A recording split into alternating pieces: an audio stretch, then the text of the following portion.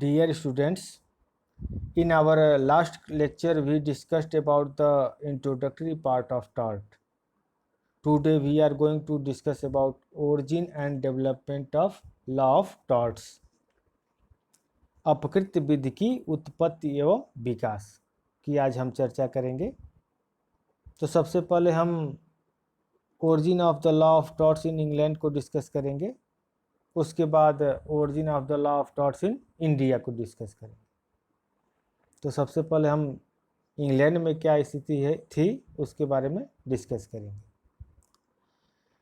Before the Norman conquest, Norman विजय के पूर्व AD 1066 के समय इंग्लिश लॉ की पोजीशन प्रिमिटिव एंड रूडमेंट्री थी, पिछड़ी या आदिम या अल्प विकसित थी। ड्यूरिंग दिस पीरियड, इस अवधि में distinction between crime and tort was not recognised, अपराध तथा अपकृत्य में अंतर स्वीकार नहीं किया गया था। The laws were mainly concerned with the payment of pecuniary compensation and private composition of even serious crimes was allowed. अधिकतर विधियां जो थीं धन रूपी प्रतिकर दिलाए जाने से संबंधित थी तथा गंभीर अपराधों के भी प्रशमन की अनुमति दी जाती थी, समझौता करके निपटारे की अनुमति दी जाती थी। इस संबंध में सर हेनरी मेन ने कहा, यहाँ तक कहा है कि the penal law of primitive communities was not the law of crimes but the law of wrongs और टॉर्ट। आदिम या पिछड़ी समुदायों की दंड विधि आपराधिक विधि न होकर दोषों या अपकृत्य की विधि थी। Even if one may not agree with this extreme view, the fact remains that the laws then allowed composition of even serious wrong instead of punishment. यदि हम इस मत से सहमत न भी हों, यह बात तो हमें स्वीकार करनी पड़ेगी कि आदिम या पिछड़ी विधियां दंड के स्थान पर गंभीर अपराधों के भी प्रशमन या समझौते की अनुमति देती थी। However, after the Norman conquest, during the reign of strong rulers such as Henry II, instead of permitting composition of private wrongs, courts were established to punish all forms of violence against the king's peace. परंतु Norman विजय के पश्चात Henry द्वितीय के शासनकाल में राजा की शांति king piece के विरुद्ध सभी प्रकार की हिंसा को दंडित करने के लिए न्यायालय स्थापित किए गए। But the distinction between a civil and criminal wrong was at not recognised, परंतु तब तक सिविल दोष तथा आपराधिक दोष के मध्य अंतर को स्वीकार नहीं किया गया था। The famous action or writ of trespass was introduced in 13th century. विख्यात कार्यवाही अतिचार की रिट को 13th सेंचुरी यानी 13वीं शताब्दी में प्रारंभ किया गया था। This writ was at its inception both civil and criminal and ended in damages as well as punishment. यह जो विख्यात कार्यवाही अत्याचार की थी जिसे 13वीं शताब्दी में प्रारंभ किया गया था, यह रिट प्रारंभ में सिविल तथा आपराधिक दोनों ही थी तथा इसकी समाप्ति नुकसानी तथा दंड दोनों में ही होती थी। इस रिट को जो यह रिट थी इसे मदर ऑफ ऑल रिट्स कहा जाता था, इसको सभी रिटों की माँ कहा जाता था। The early common law was concern mainly with the remedies and not with the rights. जो प्रारंभिक कॉमन लॉ था उसमें मुख्यतः अधिकारों से संबंधित यह न होकर के उपायों से संबंधित था। Before the passing of Judicature Act 1873, a proceeding in the common law courts was called an action. Judicature अधिनियम 1873 के पारित होने के पूर्व कॉमन लॉ न्यायालयों में कोई कार्यवाही अनुयोग या अनुयोजन या एक्शन कहलाती थी। Success of an action depend upon the availability of writs. किसी अनुयोग या एक्शन की सफलता कैसे उपलब्ध होती थी? किसी अनुयोग या एक्शन की सफलता रिटों की उपलब्धता पर निर्भर करती है। यानी रिट उपलब्ध होते थे तभी एक्शन सफल होता था। Thus, if no writ was available, action would fail even thought it was otherwise justified. अतः यदि रिट उपलब्ध नहीं होती थी तो अनुयोग असफल हो जाता था, एक्शन असफल हो जाता था, चाहे अन्यथा वह न्यायोचित ही क्यों न रहा हो, कितना भी जस्टिफाइड क्यों न रहा हो, उसके बाद भी वह असफल हो जाती थी। The early common law has therefore been described as commentary on writs. इसलिए प्रारंभिक कॉमन लॉ को रिट्स की समीक्षा या टीका टिप्पणी कमेंट्री ऑफ रिट्स कहते हैं। A reference of the law therefore meant reference to action. उस समय अनुयोग के जो रूप उपलब्ध थे उन्हें दो कोटियों में विभाजित किया जा सकता है। पहला the action of trespass and second is the action of trespass on the case. पहला होगा अतिचार की कार्रवाई और दूसरा अतिचार की अवशिष्ट वर्गीय कार्रवाई। A writ of trespass provided an effective remedy in the king's court to persons who were aggrieved by violent injuries to their persons and property. जो व्यक्ति अपने शरीर तथा संपत्ति के विरुद्ध हिंसात्मक क्षति से पीड़ित या उसके शिकार होते थे, उन्हें अतिचार की रिट किंग्स कोर्ट में प्रभावशाली तरीके से उपाय उपलब्ध कराता था। By making this allegation, the aggrieved person was enabled to seek the aid of the king's court. इस अभिकथन के करने पर पीड़ित व्यक्ति को किंग्स न्यायालय में सहायता उपलब्ध कराई जाती थी। In the absence of allegation, the aggrieved person had to go to local and manorial courts for the redressal of his grievances. इस अभिकथन की अनुपस्थिति में पीड़ित व्यक्ति को स्थानीय तथा मेनोरियल न्यायालयों में अपनी शिकायतों के समाधान के लिए जाना पड़ता था। एन एक्शन फॉर ट्रेसपास अतिचार की कार्यवाही डायरेक्ट इंजरीज के लिए प्रत्यक्ष क्षति के लिए उपलब्ध होती थी, जबकि action of trespass on the case अतिचार की अवशिष्ट वर्गीय कार्यवाही इनडायरेक्ट या कॉन्सिक्वेंटल इंजरीज के लिए अप्रत्यक्ष या पारिणामिक क्षति के लिए उपलब्ध होती थी। ट्रेसपास एंड केस पर एक्शन अलग अलग थी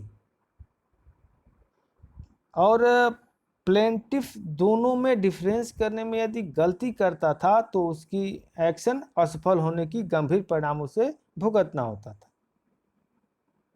उदाहरण के लिए एज एग्जाम्पल आप देख सकते हैं, यदि कोई व्यक्ति रोड पर स्टिक फेंक रहा है और फेंकते हुए कोई इंजर्ड हो जाता है तो यह ट्रेसपास का मामला था, क्योंकि यह डायरेक्ट इंजरी मानी गई थी, जबकि रोड पर पड़े हुए स्टिक से पहले से कोई स्टिक पड़ा हुआ है उससे बाद में कोई टकराकर इंजर्ड हो जाता था तो यह केस का मामला माना गया था, अर्थात action of trespass on the case का मामला माना गया था। In the course of time, कालांतर में, बाद में, कॉमन लॉ कोर्स में action of trespass on case, अतिचार की अवशिष्ट वर्गीय कार्रवाई में, न्यू काइंड्स ऑफ रॉन्ग्स, नए प्रकार के दोषों, such as defamation, nuisance, deceit, malicious prosecution, conversion etcetera, अर्थात मानहानि, उपताप, धोखा, विद्वेषपूर्ण अभियोजन, संपरिवर्तन आदि के लिए उपलब्ध कराई जाने लगी। क्योंकि सोसाइटी में होने वाले चेंजेस के कारण इन इंजरीज के लिए रेमेडीज नेसेसरी हो गए थे, जो उपाय थे, उपचार थे, आवश्यक हो गए थे। यहाँ पर एक महत्वपूर्ण केस है जिसे हम आगे भी डिस्कस करेंगे। इसका नाम है एएसबी वर्सेज वाइट 1703, 1703 का यह डिसीजन है। In this case justice Holt held that if the plaintiff has a right, he must of necessity have a means to vindicate and maintain it, and a remedy if he is injured in the exercise of or enjoyment of it, and indeed it is a vain thing to imagine a right without a remedy, for want of right and want of remedy are reciprocal।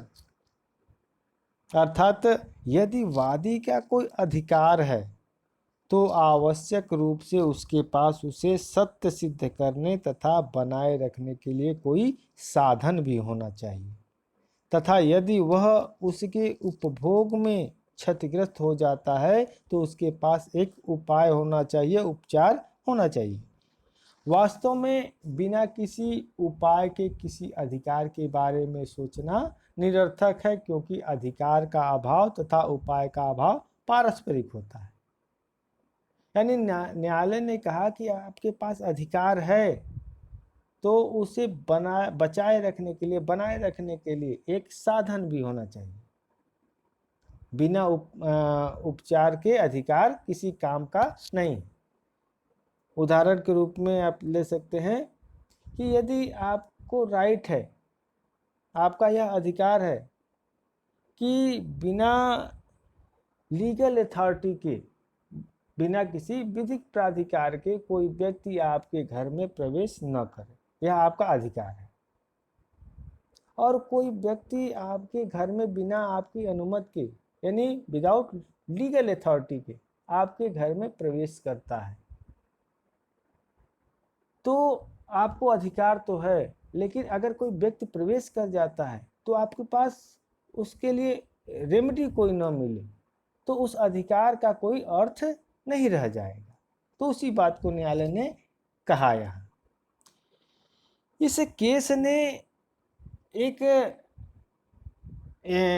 मैगजीम है, उसको आप note कर सकते हैं। हाँ, इस case में UV जस एबी रिमेडियम, इसको हम आगे भी डिस्कस करेंगे। इस मैगजीम का मीनिंग है where there is a right there is a remedy, जहाँ अधिकार है वहाँ उपचार है। इस सिद्धांत को इस केस में इस्टेब्लिश किया गया। यह जो प्रिंसिपल इस्टेब्लिश करके यहाँ न्यायालय ने लॉ ऑफ टॉर्ट्स के डेवलपमेंट में एक महान कंट्रीब्यूशन दिया है, और यह केस बहुत ही महत्वपूर्ण है जिसको हम आगे भी डिस्कस करेंगे। एक अगला केस यहाँ नोट कर सकते हैं, नॉक्टन, NOCTON, नॉक्टन वर्सेज एशबर्टन, ASHBURTON, 1914 का अपील केस है यह।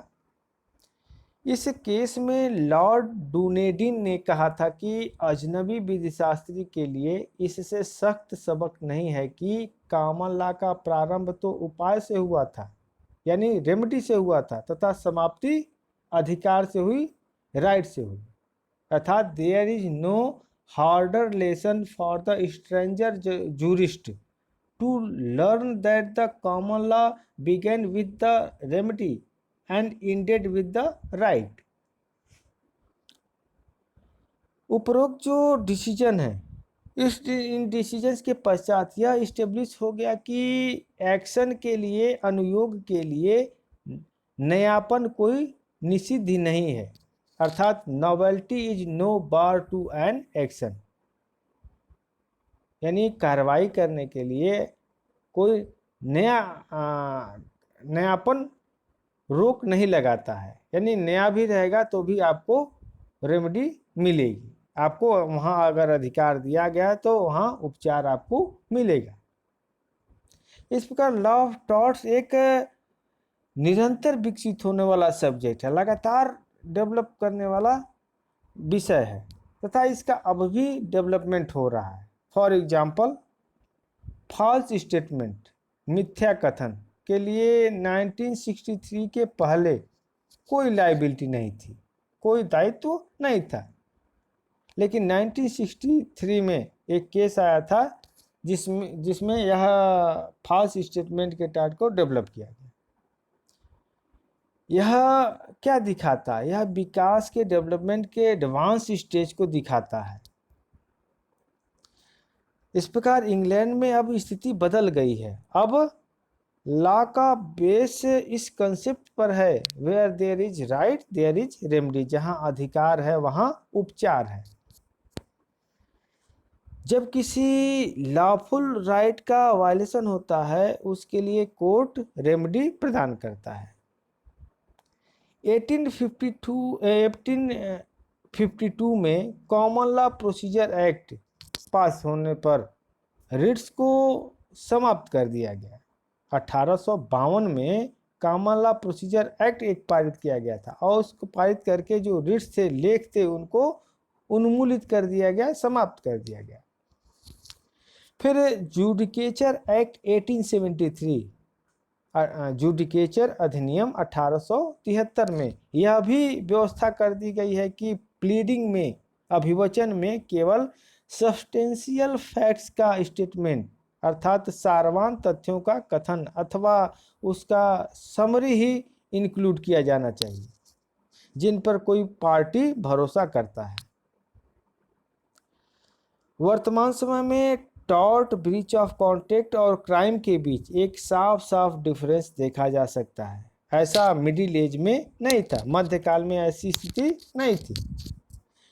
फर्स्ट टाइम, प्रथम बार इंग्लैंड में 1860 में, 1860 में टॉर्ट को एक इंडिपेंडेंट टॉर्ट के रूप में रिकॉग्निशन या मान्यता प्रदान की गई।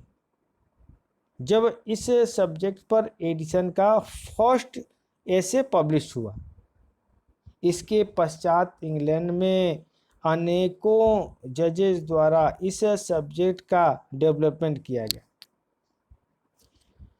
यद्यपि कोर्ट्स द्वारा टॉर्ट के संबंध में रूल्स के डेवलपमेंट की जो गति थी वह बहुत धीमी रही, स्लो रही। 19th सेंचुरी के मिडिल में, 19वीं शताब्दी के मध्य में इंडस्ट्रियल रिवॉल्यूशन के कारण, औद्योगिक क्रांति के कारण नए नए इंडस्ट्रीज डेवलपमेंट हुए। कहने का तात्पर्य है कि उद्योगों की स्थापना हुई, यानी टेक्नोलॉजी का डेवलपमेंट हुआ और टेक्नोलॉजी के डेवलपमेंट, औद्योगिक क्रांति, इंडस्ट्रियल रिवॉल्यूशन के साथ साथ नए नए प्रॉब्लम्स भी क्रिएट हुए और नए नए तरीके के अपकृत्यों का डेवलपमेंट भी हुआ। लेकिन अब तक कोई भी देश इस विधि को, इस लॉ को एब्सोल्यूट तरीके से, पूर्ण रूप से कोडिफाइड नहीं कर पाया है। इंग्लैंड में मेन कॉमन लॉ ही एडिशनली पॉपुलर है, यानी आज भी इंग्लैंड में कॉमन लॉ ही अतिरिक्त रूप से प्रचलित है, लागू है। पहले यह किंग्स कोर्ट द्वारा प्रैक्टिस में लाई जाती थी। जनरली सभी क्षेत्रों में इसी लॉ का ट्रेंड है, इसी विधि का प्रचलन है, एक्सेप्ट उन सब्जेक्ट्स के लिए जिनके लिए इंग्लैंड के पार्लियामेंट स्पेशली लॉ बना चुकी है, यानी केवल उन विषयों को छोड़ करके जिनके संबंध में इंग्लैंड की पार्लियामेंट ने विशेष रूप से कानून बना लिया है। For example the